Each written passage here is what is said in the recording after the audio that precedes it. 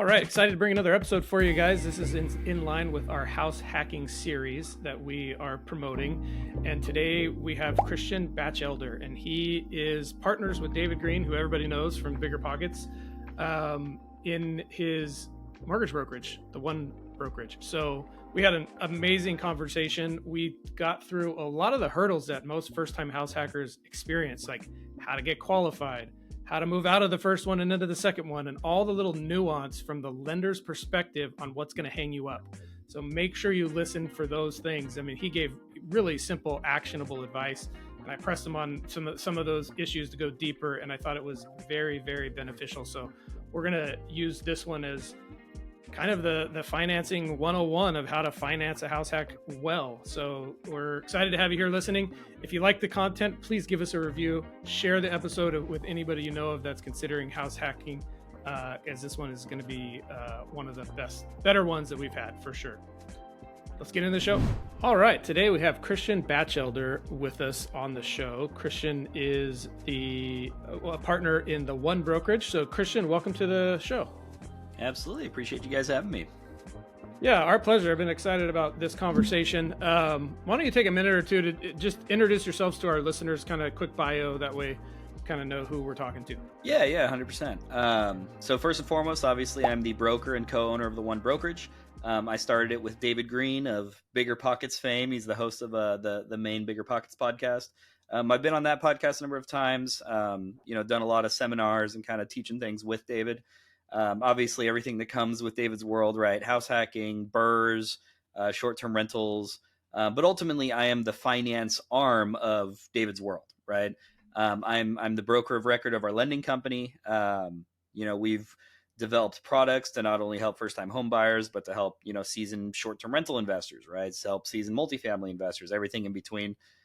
We are a full-service brokerage. So like I said, everybody from your first house to your 50th house, we're kind of uniquely positioned to scale with someone scaling their portfolio, right? Whereas, you go to a local bank and they can help you out on your first 4 loans and then they got to show you the door, right? So we've really tried to own that middle ground of not having to leave the borrower at the doorstep once they grow, right? Don't punish growth. And we've tried to, set establishments and practices in place that allow us to do that. And our product offerings are at the forefront of that for sure. Yeah, awesome. I think that's valuable for sure, because most people get timed out after so many mortgages and Sure whatnot. do. But I want to talk about today is house hacking for one, and clearly your affiliation with David Green. You probably have had this conversation with many people. But when I say we own a property management company, we're trying to roll out a program where we're going to help people manage, acquire and manage a house hack. Specifically, like the rent by the room model. And Sure. A big piece of it is how to finance it and what's unique about it, all the things surrounding that. So I definitely want to talk about that. And Then obviously we're promoting not just doing one, but moving on to another one and another one. And I know there's some interesting nuance there when it comes to getting loans on multiple house hacks. Sure So are. we'll jump into that as well. So for starters,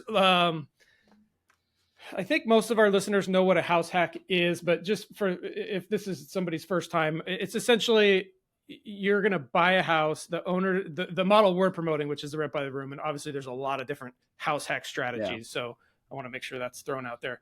But we're promoting the rent by the room. The buyer buys the house, lives in one of the room, and then rents out all the other rooms and/or creates more rooms through construction projects, and then offsets living expenses with the rental income. Now we're in a really high dollar market. It's rare that you can, cash flow one of these or essentially live for free, but depending on the deal, maybe you can get kind of close. But what, from your perspective, are the biggest hurdles for somebody who wants to finance? And typically from our experience, these are people who are just getting started in their journey and they're using house hacking as a way to get into a property in our area, in a really expensive area where they can't put down 20% down and do a traditional 100%. Long-term rental. So yeah, I'll hand it back over to you.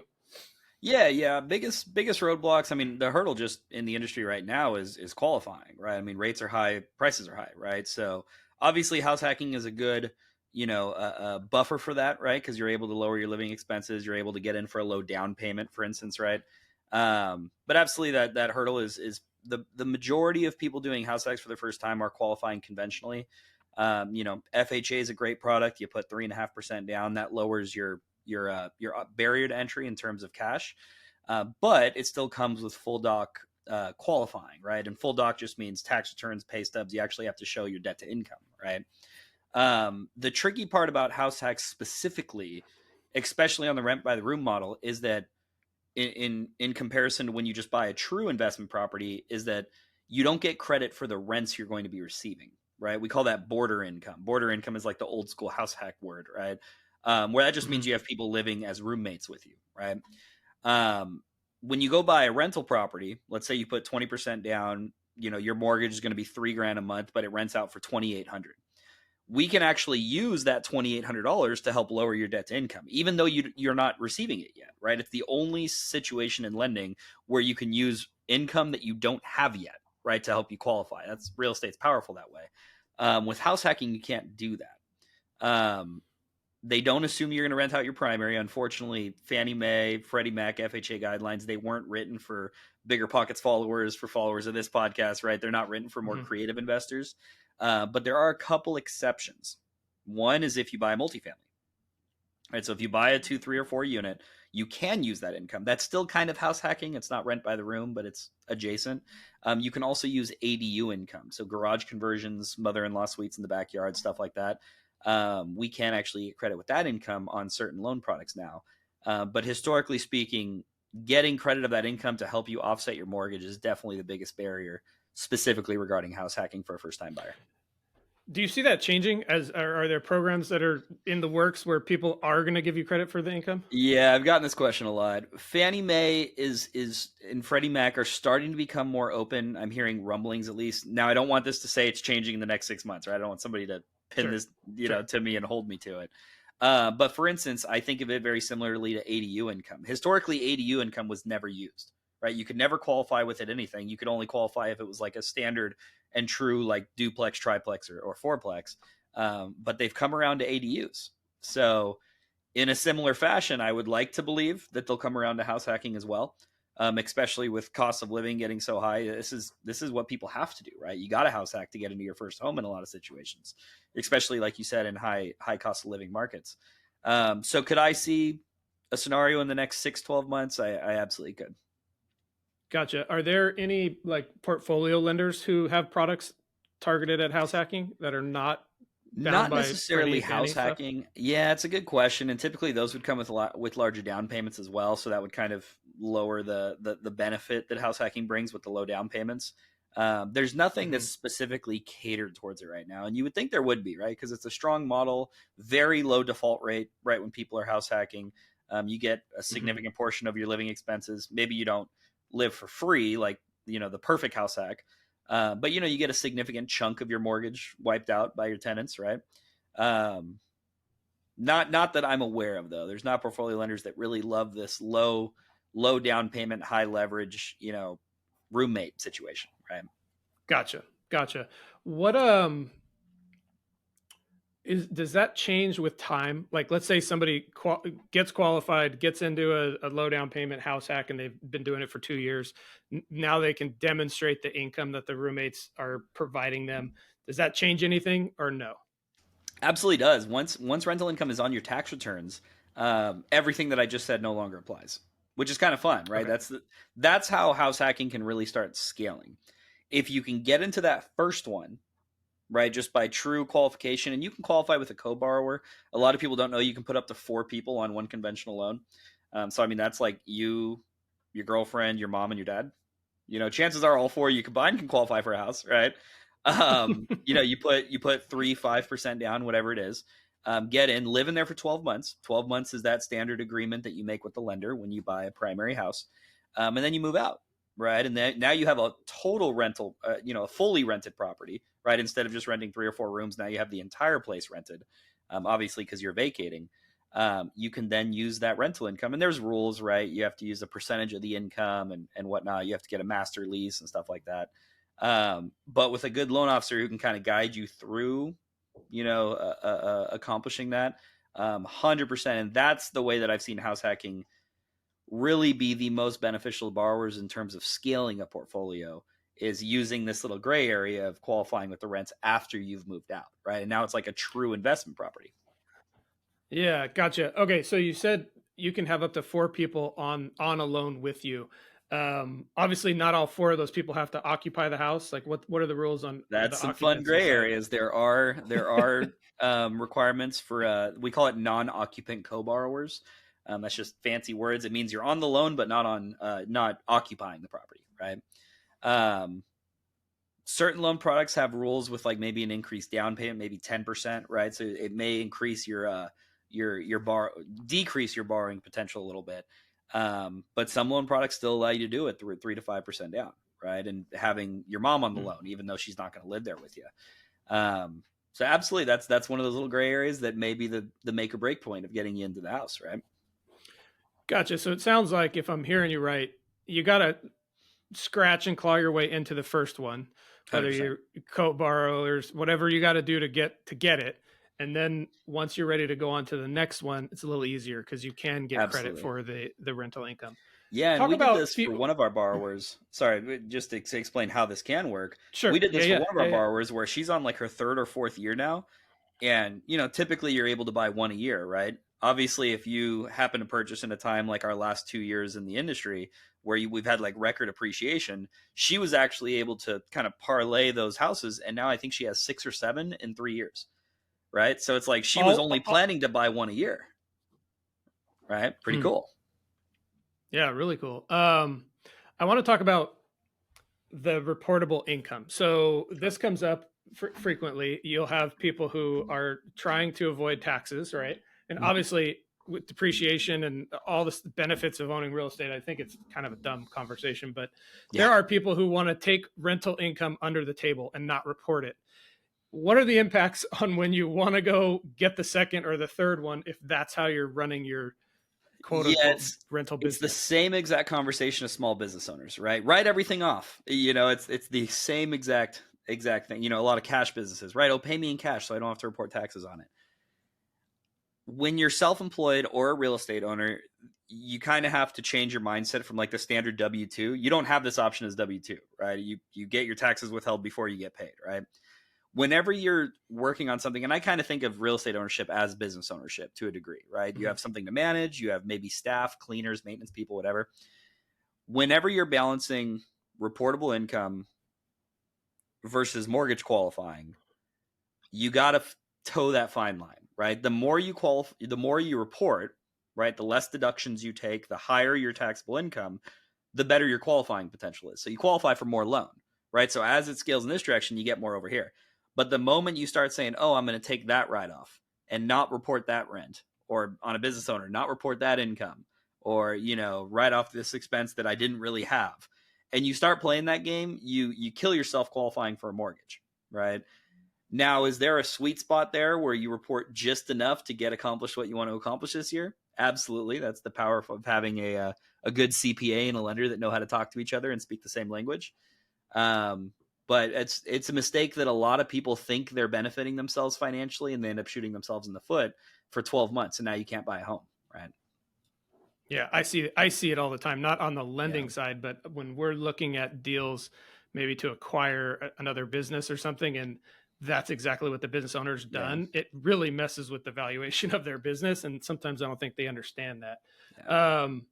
Yeah, good information. And this is kind of a basic question for our listeners. We're not talking about not taking depreciation, not taking your interest deduction. We're just talking about reporting your rental income. And if you, at the end of the year, your taxable income is 0 because of depreciation and all the other things that are generally legal and accepted, that's not what we're talking about here. Correct? Yeah, that's a good distinction to make, because depreciation, for those not understanding that, depreciation is basically just saying what I own this year is worth less than it was last year, right? It's older, it's got more wear and tear.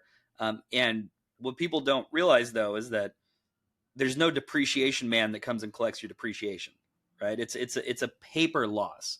For those maybe unfamiliar with that, it means it's something that you can report as an expense that you didn't actually pay, right? That's depreciation, right? Interest, obviously, you do pay. That's your That's your loan, right? But depreciation is kind of the best of both worlds. In my world, depreciation isn't real. I add that right back to your taxes. So if you have a $20,000 write-off for depreciation, I ignore it, right? I add $20,000 right back to your taxable income. That helps me as the lender. It also helps your accountant make him feel like he saved you a bunch of money on taxes. So depreciation is everybody's best friend. So I'm not saying like don't report your depreciation, right? That's the one that we want to make sure we do, because it only benefits you. You can't lose with it. Yeah. I just wanted to clarify that because I don't want people going, Absolutely. oh yeah, no, I'm not taking any deductions. I'm keeping my income as high as possible and paying a bunch of money in taxes. But good distinction for sure. Okay. Yeah. So good. So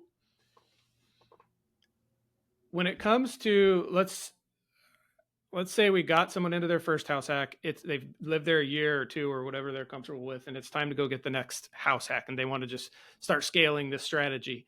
What are some of the hurdles they run into at that point? Like, talk to that if you don't mind. Yeah, with house hacks specifically, when you're renting by the room, typically lenders like to see one lease for a property, right? Or one lease for a unit, I should say. If you have a duplex, you can get 2 leases. With rent by the rooms, you don't have that. A workaround is pick your favorite person in the house and have him sign a master lease, right?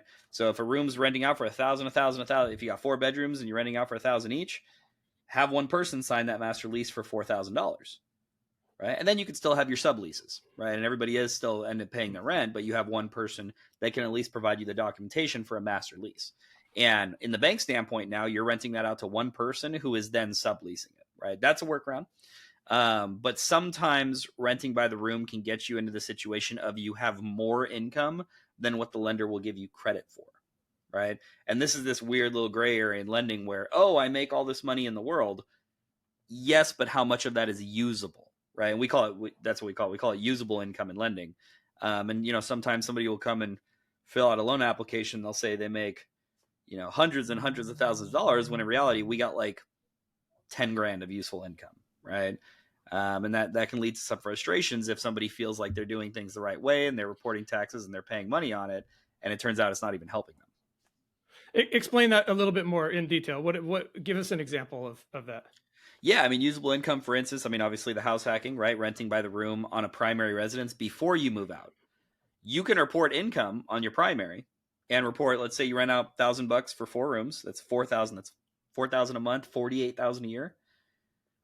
That's taxable income if you report it on your tax returns, right? You're reporting it, you're paying that whatever 30-40% tax rate you have on it. You think you're doing a really good job. You then go take it to your lender. You bring that to me, and I say, hey, until you move out, that income actually doesn't help you, right? Another really common one is like shared expenses. So sometimes, maybe your mom or your dad is paying like for a car loan of yours or a student loan or whatever, right? Some loan. And they're like, that's not a real expense to me because my mom gives me $1,000 a month. Yes, but that's not income. You're not paying taxes on it. And it's not something that she's legally liable to do. And she's not on that car loan with you. She's just being your mom and she loves you, right? That's not usable income on your loan application, right? So I can't just pretend like you make an extra $1,000 a month. Right? That's another example we see pretty frequently. Gotcha. So what's the best strategy if you are trying to move out of your first house hack into your second one to avoid non-usable income while you're still living there? What's the best way to overcome that? Master lease. Get one lease for the whole house. That fixes that issue. That would fix the majority of it. Yeah. Master lease to cover the whole thing. And then when you're buying a new one, and then also multifamilies are the perfect workaround, where, your house hacking one unit, but also has a duplex or an ADU. That gets you around it because now you can break up those leases and you can still get the benefit of having those multiples. And you don't, not everybody wants to put somebody on a master lease. It's kind of a hard negotiation, right? Sure. But if you have multiple units, it allows you can have one lease per unit, right? So that makes it a little easier. Sure. Well, do you find that if the person who's the investor doesn't have a high W-2 income, mm-hmm. and are they going to run into debt to income issues on the second, third one? Like do they still need to maintain an outside income source to qualify, or talk to that a little? Typically, yes. You can obviously get to a point where you qualify strictly with real estate income. That's hard, right? Especially if you're taking high leverage debt. And that just means putting low money down, right? So if you're buying, $500,000 homes and you're putting 3% down, that's only 15,000, and you're taking a loan of the difference, what, 485? That's hard to compensate for when, you're probably not really cash flowing there, right? Maybe you're cutting your living expenses, but you're not truly cash flowing. And lenders like to see a very, satisfiable debt to income. So I would say typically, for the first maybe 5 homes, we usually will see somebody with some solid W-2 income as well. And W-2 can also be self-employment. It can be business ownership. It can be whatever, side hustles, right? Nowadays, it seems like every application we get, somebody's driving for Uber or DoorDash on the weekends, right?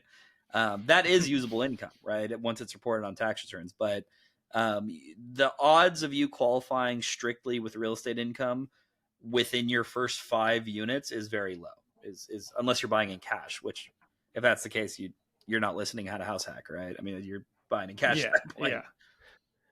Yeah. I mean, the reality is they're not going to get into the first one. So, I mean, unless they quit their job, I guess. Yeah. Okay. No, that makes sense. What I'm trying to do is conceptualize a path to how this can scale and how it really can impact somebody's financial future. With like some swallowable, easy steps to, 1, 2, 3, and this is how you get into the first one, and this is what it looks like getting into the second, third type of a scenario. So let's talk about some strategies to qualify. I know we kind of going backwards a little bit, but I think that is, from what I can tell, the biggest hurdle, because typically this is a younger person who's just getting started, typically in some sort of professional career, and qualifying is the hardest part. So you mentioned you could put up to 4 people on the loan. That's helpful if you have 4 people who will vouch for you. Yeah. What other strategies for kind of getting over that initial hump have you seen, or do you recommend? Yeah, I mean, lending qualifications have different things they take into account. So one is the money to get in. That's your down payment, right? That can come from gifts. That can come from like a bonus at work. That can come, anything that's like a sourceable, it could come from a cash out or a HELOC that either you took on a previous property or your parents took on a previous property. That's how we see a lot of people getting in right now. It could be a distribution from your 401k. You could take some taxes and penalties to get some money early to invest that into real estate. So options there. That's the asset side of it. The income side, just like you said, co-borrowers. We ask the question, who loves you all the time? Can your mom jump on the loan with you? Oh, well, she's retired and she only has her 401k, her pension, and her Social Security. Let us look at it. That may be enough, right? Depending on what her debts are. Like that may be $6,000, $7,000, $8,000, $9,000, $10,000 a year, depending on what she did for work, right? So like, let us look at that income. That may be what you need. And like, mom doesn't care if she has debt in her name at this point in her life. That may be your situation, right? Maybe one of your buddies that you're going to house hack with, maybe go halves on your first one and you can both benefit from it, right? And sure, you don't have 100% ownership, but half of something better than nothing, right? Co-borrowers, obviously a huge one. In terms of qualifying debt to income, though, obviously keeping those liabilities low, right? Debt to income, there's 2 factors. There's debt and there's income, right? Obviously increasing your income is within, your ability to get new positions or do side gigs or obviously all the other ways that people can make money.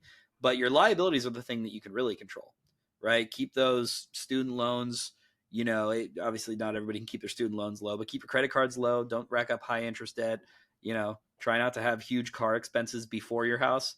Right? I always tell somebody, go buy the house and then the car. Don't buy the car first because it impacts buying the house. Your car dealer doesn't care if you own a home when they qualify you, right? Whereas your home lender does. Yeah. Liabilities low. And then obviously the biggest thing is your credit score.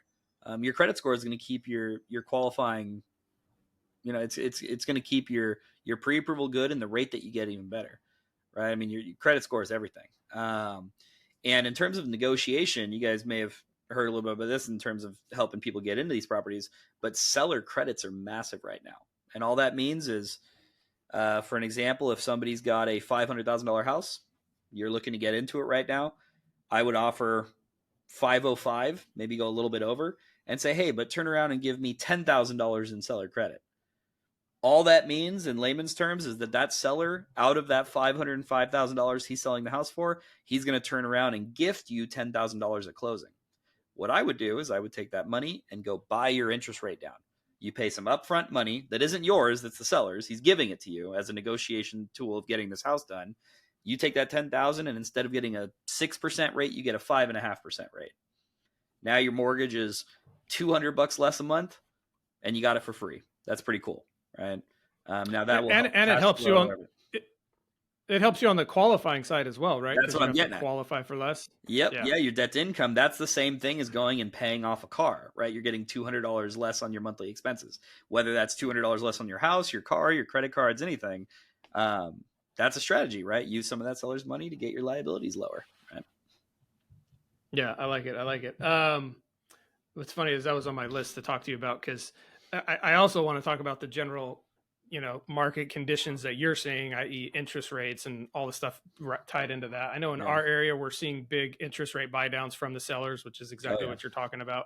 So is that, well, let's talk a little bit about your personal opinion on the market and what you think rates are going to do, and kind of all the factors. Like, obviously, I'm sure you have an opinion. Why don't you share that? I think that's a good place to start, and then we can kind of see where that goes. Yeah, that's fair. I think on a macroeconomic scale, right? We've gone crazy with the money printer, right? It's just ludicrous at this point. I don't see a situation where all of a sudden people are going to want to have money in their bank account instead of real asset. I don't personally see that happening. And those waiting for a 2008 type crash, we may have slight variations, markets go up and down, but people waiting for a 30-40% knockoff on prices, I mean, we're on the grand scheme of things a relatively small brokerage. And I mean, we do a lot, and we're small compared to like Chase and Wells Fargo, right? But we have over $2 billion in pre-approvals out right now. That's people issued for pre-approvals who are currently searching for houses.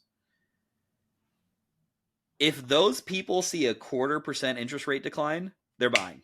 If they see a 0.5% interest rate decline, they're buying, right? There's such a this is what I think the unseen part of the industry is right now.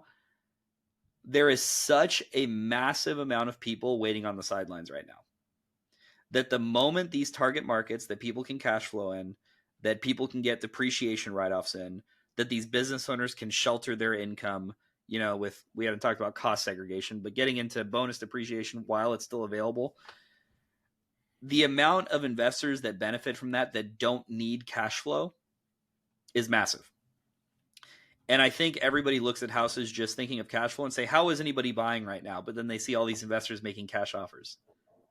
Why do you think that is? There is some way that they're benefiting that you don't see, right? And as one of the people that do it, I'm not writing cash offers, but as one of the people that utilize leverage to help me with tax incentives and tax breaks and helps me grow a portfolio and pay down payments instead of taxes, right? I am still buying when rates are high, when prices are high, when all these things, because it benefits me in other ways outside of cash flow. And I don't see that changing, which means I don't see prices significantly changing. Yep. I can just second what you're saying, because I invest in real estate, and don't shoot me, but I don't necessarily care about cash flow because I'm buying depreciation. Exactly. Because I have other competing interest in my big picture that I care about more, i.e. how much I'm paying in taxes, where I'm getting crushed in income stuff. So what you're saying resonates with me. Not that this is about us, but the point is there's a lot of people out there like this, and make no mistake, I agree completely with what you're saying. You see rates drop 1%, you're going to see like a buying frenzy would be. And it's going to kind of, if we have a 10% drop in prices in the next 6 months, and then rates drop by 1%, we're going to have a 25% increase in 6 months, right? I mean, that's not going to be something that keeps dropping because rates drop, right? That's going to elicit the buying frenzy again. And we all know what 2020 and 2021 looked like, right? It was insane. Every property had 18 offers on it, right?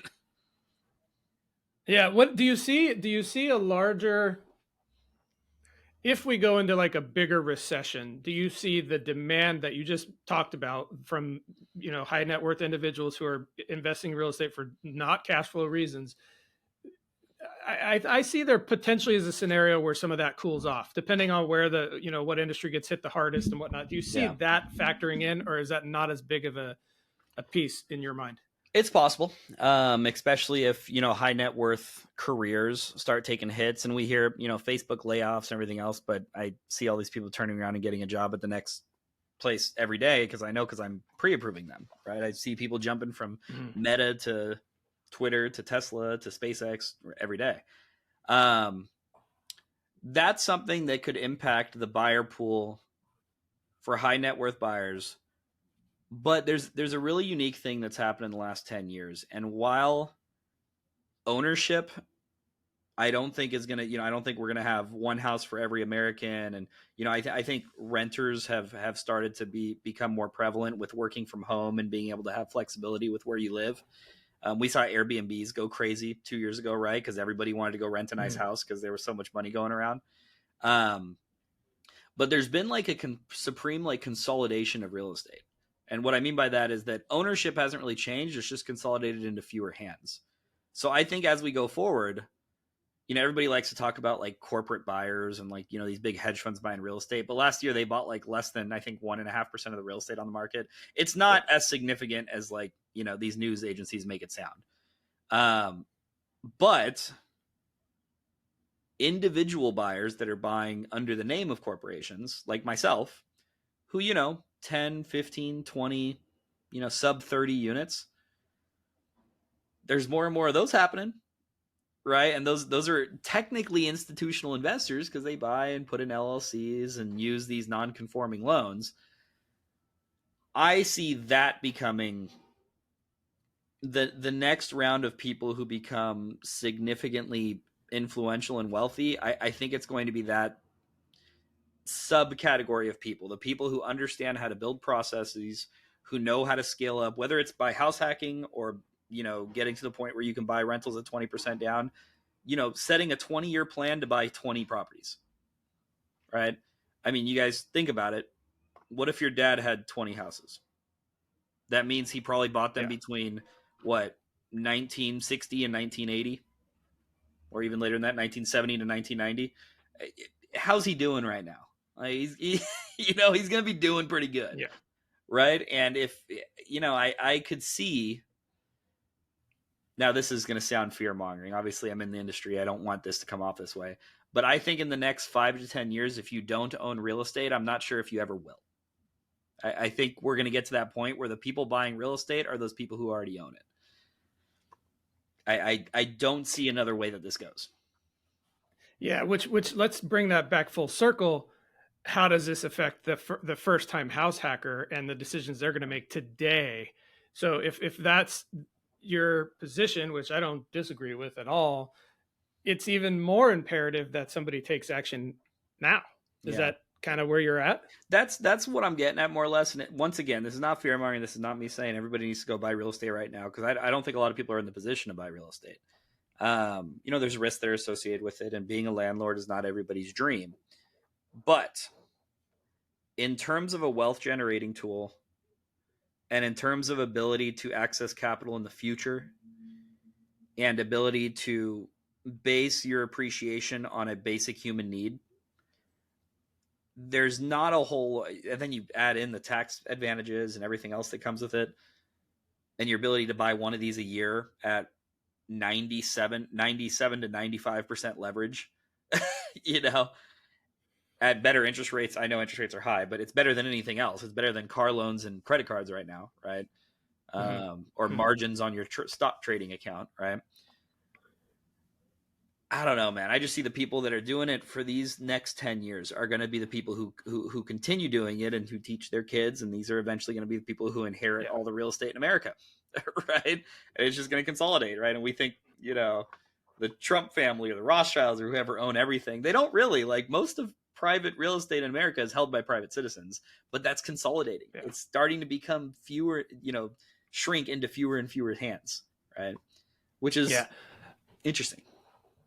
I'm pretty tied into the property management industry, and this is a big concern as well. Like all these corporate institutional buyers snapping up rental homes and your invitation homes and these types of players, the percentage is so small. Like the majority are held by mom and pop landlords, which is goes in line with what you're saying. So I mean, and I think, I mean, unless you're living under a rock, you have to understand the superior nature of investing in real estate compared and contrasted to crypto or stocks or bonds or any of the other things. To me, it's really a no-brainer decision, and we just need to do a better job getting people to understand it and take action. Is from how I see it, that's what needs to happen. Is they need to grasp it, because if they don't understand it, the answer is automatically no. And then once they figure out, oh, okay, this is not scary, this isn't going to bankrupt me, okay, now you just need to teach them how to take action, lay it all out in an easy to understand. Obviously, this is Bigger Pockets 101 strategies as well. So yeah, I think I couldn't agree more with the stuff you're saying. You clearly have an insider, viewpoint just based on the stuff you're seeing. I like the fact that you guys have $2 billion out in pre-approval. That says something for sure. There's all these people running around just waiting to buy. Like, yeah, interesting. Just to add clarity to that, probably more than half of that is people not buying their first home, right? So I mean, we're seeing that happen in real time, where these are people who got into real estate, it worked, they're doing it again. We're like I said, we're a small brokerage in the grand scheme of things, but I mean, how many people with Chase are getting their second loan right now?